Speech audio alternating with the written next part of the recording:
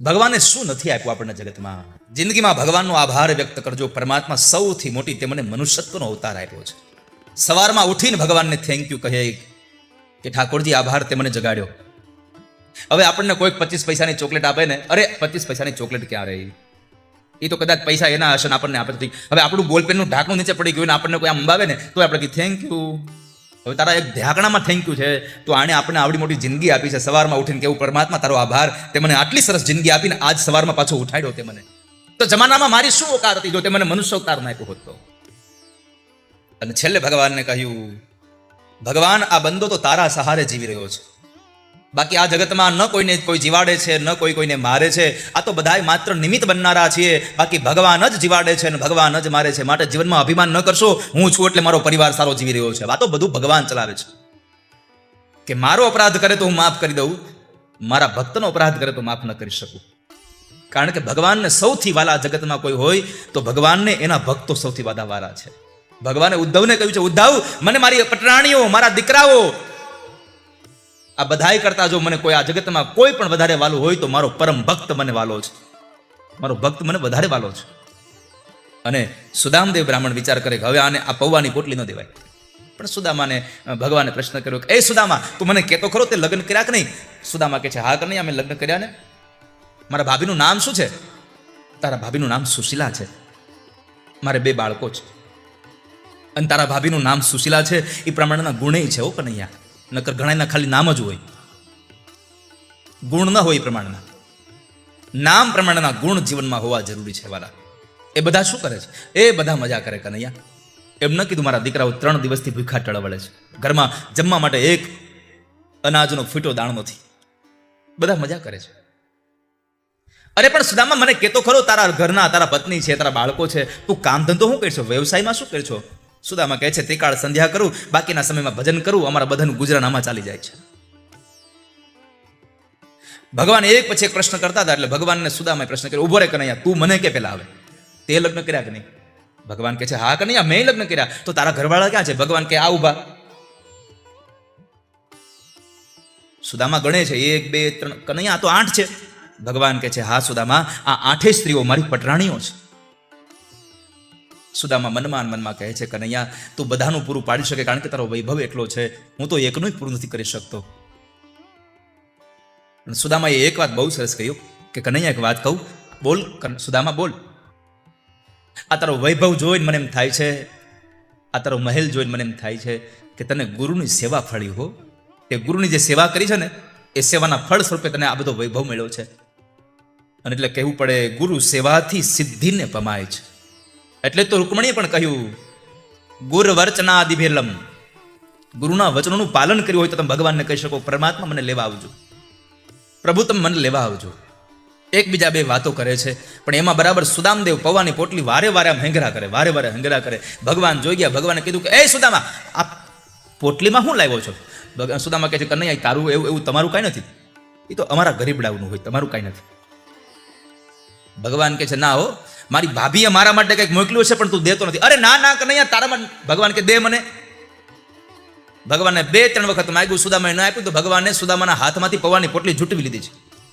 મારે તમને આ વાત સાથે એટલું જ કહેવું છે કે પરમાત્માએ આપણને આપેલી સંપદા, જ્યારે આવા ધર્મના કાર્યો થતા હોય ત્યારે જો આપણો આપવાનો જીવ નહીં હાલે ને તો ભગવાન ગમે તે રીતે આંચકી લે, કાં તો દવાખાને મોકલી દે, કાં તો દારૂખાને મોકલી દે, કાં તો પોલીસ ખાને મોકલી દે.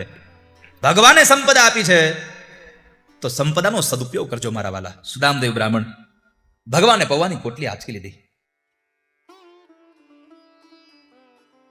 અને પૌવાની પોટલી ખોલવા જાય છે. એક પછી એક ગાંઠો ખોલે છે, પણ કહેતા આનંદ થાય છે કે પૌવાની પોટલીની ગાંઠો નથી ખુલતી, આ સુદામાના ભાગ્યની ગાંઠો ખુલી રહી છે. હવે એક પછી એક ગાંઠો ખુલે છે અને ગાંઠ ખુલીને જ્યાં પોટલી ખુલી ગઈ, આમ અંદરથી પૌવા નીકળ્યા. 3 ઘટના ઘટી ગઈ છે. પહેલી ઘટના કે અષ્ટપટરાણીઓ જોઈને બોલી ઉઠ્યા, લ્યો આ તો પૌવા છે. બીજી ઘટના હતી શરમને લઈ અને સુદામદેવ બ્રાહ્મણ નીચું જોઈ જાય છે. અને ત્રીજી ઘટના હતી પૌવાને જોઈને ભગવાન કૃષ્ણની આંખમાંથી દડ દડ અશ્રુની ધારા થઈ ગઈ. શું કામે? સુદામદેવ બ્રાહ્મણની ગરીબાઈ જોઈને? ના, પૌવા જોયા ને એટલે યશોદા યાદ આવી ગયા કે માં યશોદા શરદ પૂર્ણિમાની રાત્રિએ દૂધમાં સાકરને ઘોળે, એમાં પૌવા પલાળે અને ચંદ્રમાના તેજથી તપાવીને માં યશોદા પૌવા ખવડાવતી હતી. માના પૌવા યાદ આવ્યા, માં યાદ આવી એટલે માની યાદમાં ભગવાનની આંખમાં અશ્રુ આવ્યા. પણ કહેતા મને વિશેષ આનંદ એ વાતનો છે કે યશોદાના પૌવા દૂધ અને સાકરમાં પલાળેલા હતા. આપણા સુદામાના પૌવા કોરા નહોતા, એ પ્રેમના પાણીથી ભીંજાવેલા હતા, અને પ્રેમનું પાણી સાકર કરતાં વધારે મીઠું હોય છે વાલા. ભગવાને સુદામાના કપાળમાં વાંચ્યું, શ્રી ક્ષય લખ્યું છે. ભગવાન કહે છે શ્રી ક્ષયને ભૂસી ન શકું, પણ એને ઉલટાવી તો શકું. ભગવાને એને ઉલટાવી નાખ્યું, અક્ષય શ્રી કરી દીધું. એક મુઠ્ઠી પૌવા ખાધા ભગવાને. દ્વારિકામાં જેટલી સંપદા હતી એટલી તમામ સંપદા પોરબંદરમાં આપી. બીજી મુઠ્ઠી પૌવા ખાવા જાય છે, એ જ સમયે રૂકમણીએ હાથ પકડી દો, પ્રભુ રેવા દો, કાચા પૌવા છે, પેટમાં દુખશે. આ તો વિનોદની વાત છે, પણ રૂકમણીએ એટલું કીધું ભગવાનને, પ્રભુ સુદામદેવ બ્રાહ્મણને ઐશ્વર્ય આપવા માટે તમારે બીજી મુઠ્ઠી પૌવા ખાવા પડે એવી જરૂર નથી. તમારે તમે એક મુઠ્ઠી પૌવામાં બધું આપી શકનારા છો. અને બીજો ભાવ રૂકમણીનો એ હતો, પ્રભુ પૌવા રાખી મૂકો, આ પવિત્ર બ્રાહ્મણના ઘરનો પ્રસાદ છે, પવિત્ર બ્રાહ્મણના ઘરનો પ્રસાદ અમને લેવા દો, અને બ્રાહ્મણના ઘરનો પ્રસાદ અમને મળશે ને તો અમારા પેટમાં ગયેલો પ્રસાદ અમારા ભવના પાપને બાળીને ભસ્મ કરી દેશે. એક રાત્રિ સુદામદેવ બ્રાહ્મણ રોકાય છે, અને બીજા દિવસે સવારે પોતાનું નિત્યકર્મ કરી પરવારીને જ્યારે જવા માટે તૈયાર થયા, ભગવાન છે, દાઉજી મહારાજ છે, અષ્ટપટરાણીઓ છે, બધાની હાજરીમાં વાતોચીતો કરી અને સુદામા કહે છે, તો ચાલ કનૈયા હવે હું જાઉં. ભગવાને એ જ ક્ષણે કહી દીધું, બસ સુદામા જાવું છે, પણ કાંઈ વાંધો નહીં, પાછો આવજો. સુદામાના મનમાં થયું કે આટલા વર્ષે મળ્યા, કોઈ એક વખત કીધું નહીં રોકાઈ જાય. ભગવાનને બહુ ઈચ્છા હતી સુદામાને રોકવાની, પણ ભગવાન નહોતા રોકતા એટલા માટે કે સુદામા અહીંયા 3 ટાઈમ જમી લેતો હતો. પોરબંદરમાં બધી સંપદા હોવા છતાં સુદામાના ધર્મપત્નીએ નિયમ રાખ્યો હતો કે મારા પતિને ન જમાડું ત્યાં સુધી હું ભોજન ન કરું. સુદામાના પત્ની સુશીલા નારીએ મોઢામાં અનાજ નહોતું નાખ્યું, ભૂખ્યા હતા. એટલે દ્વારિકામાં બેઠા બેઠા કૃષ્ણએ સુશીલાને પ્રણામ કર્યા છે કે ધન્ય છે આવી સતી નારીને કે પોતાના પતિવ્રતાના નિયમમાં ભંગ નથી કરતી. અને એ સ્ત્રીને પ્રણામ કર્યા છે એમને. એટલે પોતાના ભાભીની ચિંતા કરીને સુદામાને ન રોક્યો. સુદામાને કીધું ભલે પાછો આવજો. ભગવાન ઉભા રહ્યા, દાઉજી મહારાજ ઉભા છે, અષ્ટપટરાણી ઉભા છે, અને સુદામદેવ બ્રાહ્મણ ઘરમાંથી નીકળે અને ઉમરામાં પહોંચ્યા, અને ભગવાને અવાજ કર્યો, એ સુદામા ક્યાં જાય છે, અહીંયા આવ. ભગવાન બોલાવે, સુદામા પાછા આવે છે. ભગવાન કંઈક કેવું હતું સુદામાને, પણ કહી ન શકાય, એટલે ભગવાને વાત બદલી નાખી આખી. ભગવાન મેંડા ગંગે ફેફે કરવા, હું તને એમ કહેતો હતો સુદામા પાછો મળવા આવજે હો. હા કનૈયા આવીશ, પાછો ભૂલી ન જતો હો. અરે હા હા આવીશ ને. સુદામદેવ વળી પાછા નીકળ્યા, ઉમરામાં પહોંચ્યા, વળી પાછા સુદામદેવને અવાજ કર્યો, એ સુદામા આમ ક્યાં હાલ્યો, પાછો આવ, પાછો આવ. સુદામદેવ પાછા આવીને કહે છે, હા કનૈયા બોલ, શું કેવું છે. ભગવાન કહેવા જાય છે પણ કહી નથી શકતા, એટલે ભગવાને વાત ફેરી નાખીને કહ્યું કે મારા ભાભીને મારી યાદ આપજો, મારા ભાભીને મારી યાદ આપજે. આટલું કીધું એટલે સુદામાએ પહેલી વાત તો એ કરી કે હા હા કનૈયા હું તારા ભાભીને યાદ આપીશ, પણ મને યાદ આવી ગયું કે તારા ભાભીએ તારા માટે એક સંદેશો મોકલ્યો છે. અરે બોલ બોલ કનૈયા. સુદામા શું કહ્યું છે મારા ભાભીએ. એક માસ દ્વય પાખ મેં દો એકાદશી હોઈ, સો પ્રભુ દીન દયાલ ને નિત પ્રતિદિની મો. એક મહિનામાં 2 પખવાડિયા હોય, અંજવાળિયું અંધાર્યું, 2 એકાદશી હોય, પણ ભગવાનની એટલી કૃપા છે કે અમારે રોજ એકાદશી હોય છે. આ શબ્દ સાંભળીને ભગવાનની આંખના ખૂણા પીના થઈ ગયા, અને ભગવાને કહ્યું કે સુદામા મારી ભાભીને મારો સંદેશો આપજે ને. એકાદશીના પછીના દિવસે એકટાણું કરીને જમવાનું હોય, એટલે ભગવાને કહ્યું કે જે થવાનું હતું થઈ ગયું, ભાભીમાં મને માફ કરજો, પણ આજ પછી તમારા ઘરમાં કોઈ દિવસ કોઈને ભૂખ્યું નહીં રહેવું પડે. રોજ દ્વાદશી છે તમારા ઘરમાં અનાજનો ભંડાર ભર્યો હશે. પણ સુદામા ઓળખી ગયા હતા કનૈયો વાત ફેરવે છે. એટલે ભગવાનને કહ્યું સુદામાએ, કનૈયા જે કેવું છે કહી દે ને, શું કામ ખોટી વાત ફેરવે છે, દુખે છે પેટમાં, તૂટે છે માથું, જે કેવું છે કહી દે મને. ભગવાન ભારે અહીંયા કહે છે, સુદામા હું તને કહું પણ તું ખોટું તો નહીં લગાડ ને. ભગવાનને સુદામા કહે છે, અરે કનૈયા આપણે મિત્રો છીએ બે, અને મિત્રોની વાતમાં શું ખોટું લગાડવાનું, કહી દેવાનું, કહી દે મને તારે જે કેવું છે. ભગવાન કહે છે, સુદામા આ તે પેરુની પિતાંબર મારું છે, પિતાંબર કાઢતો જા, તારી પોતડી પહેરતો જા, તારી પોતડી પહેરતો જા, પિતાંબર કાઢતો જા. સુદામદેવ મનમાં એટલું બોલ્યા છે કે આટલો વૈભવ છે, માગું તો તું મને બધું આપી દે. તો લખ્યું છે કે જ્યારે ભગવાને સુદામા ગયા અને ભગવાને કાંઈ દક્ષિણા ના આપીને તો સુદામા અતિ આનંદિત થયા કે વાહ પ્રભુ વાહ, સારું થયું મને કાંઈ આપ્યું નહીં, જો આપ્યું હોત ને તો તમારી ભક્તિમાંથી નીકળીને એ સંપદામાં પડ્યો રહેતું, તો હું એમાં પડ્યો રહેત. પણ જ્યારે સુદામદેવ બ્રાહ્મણ પીતાંબર કાઢવા ગયા અને પોતળી પહેરવા ગયા ને ત્યારે દાવજી મહારાજે કહી ભગવાનને કીધું, પ્રભુ એ કનૈયા, પોરબંદરમાં આટલું આપ્યું અને સુદામા કદાચ એક પોતળી આંચ તારું એક પીતાંબર વધારે પહેરીને જાત તો તારું શું ઓછું થઈ જવાનું હતું? ભલે ને પહેરીને જાય. ભગવાન કહે છે, મોટા ભાઈ તમારી વાત સાચી છે કે એક પીતાંબર વધારે પહેરીને જાય તો શું મારું ઓછું થઈ જવાનું, પણ તમે કહેતા હોય તો હજી કયો એટલા પીતાંબર હું પોરબંદર મોકલી દઉં. પણ મારો સુદામો જે પોતળી પહેરીને આવ્યો હતો ને એ જ પોતળી પહેરીને પાછો જશે, કારણ મારા સુદામાને અયાચક વ્રત છે. પોરબંદરથી પોતળી પહેરીને નીકળ્યો છે, દ્વારકા આવ્યો છે અને દ્વારકાથી જો ફરી પાછો એ પીતાંબર પહેરીને જાય ને તો ગામના લોકો તરત કહેશે, કેતો તો નથી માંગતો, આ દ્વારકા જઈને પીતાંબર માગી આવ્યો અને મારા સુદામાને કોઈ માગણ કે હવે કનૈયો સાંભળી ન શકે. 56 સીડીના દાદરા ઉતરે છે ભગવાન સાથે સુદામદેવ બ્રાહ્મણ, દાવજી મહારાજ. ભગવાન સુદામાને દરવાજા સુધી મૂકવા જાય છે. શું એ દ્વારિકાનો વૈભવ છે વાલા! આખી સોનાની દ્વારિકા હતી. જે સોનાની દ્વારિકાનો વૈભવ હતો એ જ વૈભવ આજે પથ્થરની દ્વારિકામાં છે. કારણ એટલું જ કહેવું ગમે છે કે કદાચ એ સમયમાં આપણે હતા નહોતા ખબર નહીં કે ત્યારે એ સોનાની દ્વારિકા હતી, ત્યારે ભગવાનના શિખર ઉપરની ધજાઓ કેટલા દિવસે બદલતી ખબર નહીં, પણ આજે વૈભવ એટલા માટે છે કે રોજની 5 ધજાઓ બદલે ને છતાં 2-5 વર્ષે વારો આવે ને એટલી ધજાઓ બુક થયેલી પડી છે. આટલો વૈભવ ભગવાન દ્વારિકાના નાથનો વિસરાયો છે વાલા, આટલો વૈભવ છે. અને ક્યારેક દ્વારિકાના મંદિરમાં જાઓ અને મંદિરમાં ભીડ હોય ને તો ભગવાનની મૂર્તિ સામે ઉભા રહીને તમારો સંકલ્પ કરવાનો કદાચ અવસર ન મળે તો નારાજ ન થતા. ક્યારેય નારાજ ન થતા. મંદિરની બહાર નીકળી પરિક્રમા કરી અને 52 ગજની ધજાના પડછાયા નીચે ઉભા રહી અને સંકલ્પ કરજો. ભરોસા સાથે કહું છું, 52 ગજની ધજા નીચે કરેલો સંકલ્પ 52 ગજની ધજા વાળો સ્વતંત્ર પુરુષ મારો તમારો સંકલ્પ સારો હોવો જોઈએ, સંકલ્પ સિદ્ધ હોવો જોઈએ. સંકલ્પ કરજો વાલા. સુદામદેવ બ્રાહ્મણને મૂકવા જાય છે. છેલ્લી વાત દાવજી મહારાજે કરી, કનૈયા એક કામ કરને, દારૂકને કહેને રથમાં બેસી મૂકી આવે. સાચી વાત છે મોટા ભાઈ, પણ એક કામ કરો, સુદામાને મારા દ્વારિકાની ધરતીમાંથી ચાલીને જવા દો. કારણ સુદામા જેવો પાવન અને પવિત્ર બ્રાહ્મણ એના ઉઘાડા પગે મારી દ્વારિકાની ધરતીમાં ચાલશે ને તો મારી દ્વારિકાની ધરતી પાવન અને પવિત્ર બની જશે. શાસ્ત્રો એમ કહે છે કે બ્રાહ્મણના જમણા પગના અંગૂઠામાં 68 તીર્થોનું પુણ્ય સમાયેલું છે. સુદામદેવ બ્રાહ્મણ ચાલતા ચાલતા પોરબંદર આવે છે અને પોરબંદર જ્યારે આવ્યા, એ પોરબંદર આવતાની સાથે પોતાના ઝૂંપડા ગોતે કે ઝૂંપડા મળેની મહેલ મળ્યા છે. બાળકો રાજાના કુંવર જેવા, કનૈયા કુંવર જેવા કપડાં પહેરીને આવ્યા છે. પિતાશ્રી આવ્યા, હાથ પકડીને લઈ જાય છે. સુશીલા નારી 16 શણગાર સજી આરતીની થાળી તૈયાર કરી અને એ સમયે સુશીલા નારી પોતાના પતિની સેવા કરવા માટે, આરતી ઉતારવા માટે આવે છે. અને એ સમયે સુદામદેવ બ્રાહ્મણે પ્રશ્ન કર્યો છે, શીલા શું છે આ બધું, શું છે આ? અને ત્યારે સુશીલા એટલું બોલ્યા છે, પતિદેવ દ્વારિકાથી તમારા મિત્ર આવ્યા હતા અને એ મિત્ર કૃષ્ણ આવી અને આ બધું આપી ગયા છે. કૃષ્ણ આવીને આપી ગયા શબ્દો સાંભળ્યા, આકાશ તરફ નજર કરીને સુદામા એટલું બોલ્યા છે કે એ કનૈયા, દ્વારિકામાં એક પીતાંબર કઢવી લીધું અને પોરબંદરમાં આટલું આપી દીધું તે મને. લખ્યું છે કે જે કોઈ માણસ સુદામ ચરિત્રની કથાને સાંભળશે એના જીવનમાં ક્યારેય દરિદ્રતા નહીં આવે, એને ગરીબાઈ નહીં આવે. 10મા સ્કંદને ત્યાં વિશ્રામ આપ્યો. 10મા સ્કંદના વિશ્રામ સાથે 11મો સ્કંદ એટલે ભગવાનના સ્વધામ ગમનની કથા છે. ભગવાને જ્યારે લીલા સમેટવાની કથા આવી, રાજા બ્રાહ્મણોના શાપને લઈ અને ભગવાને યદુવંશનો ક્ષય કર્યો છે.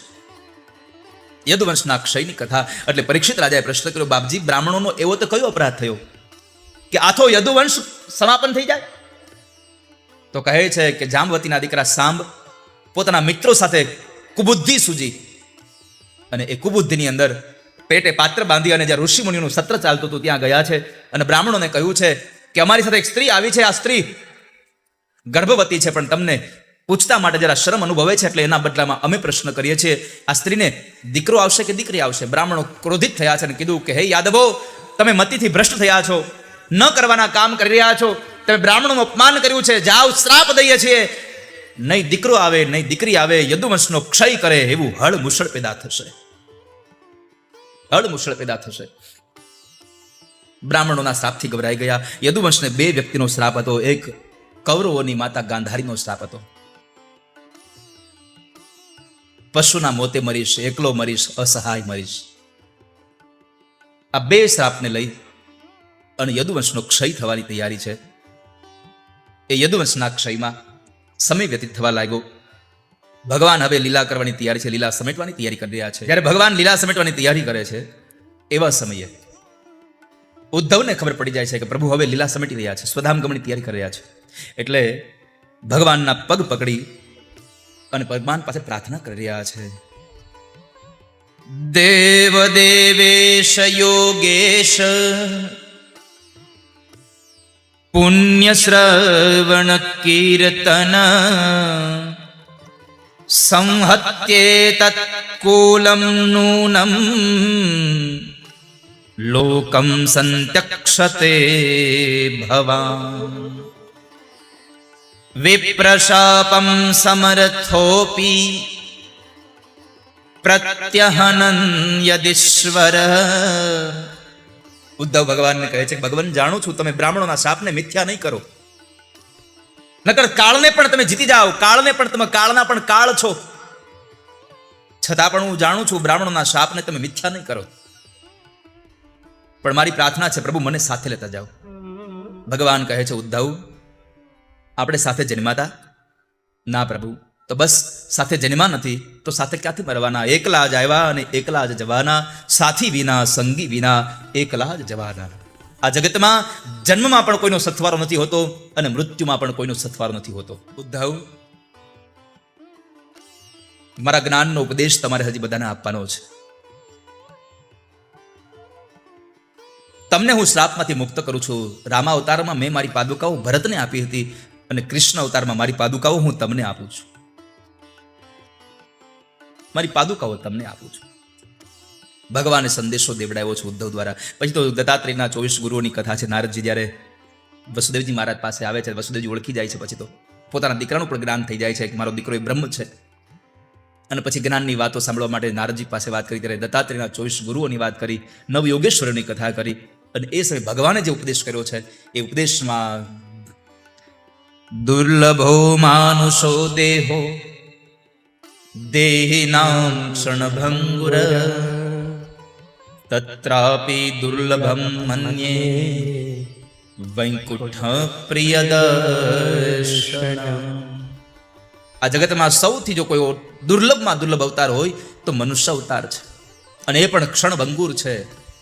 ક્યારે આવીને કાળ પકડી જાય ભરોસો નહીં. પણ આ ક્ષણભંગુર અવતારમાં પણ જો ભગવાનનું ભજન થાય તો સમજો પરમાત્માની અતિ કૃપા તમારા ઉપર વરસી છે કે ભગવાને તમને સત્સંગમાં બેહાડ્યા છે.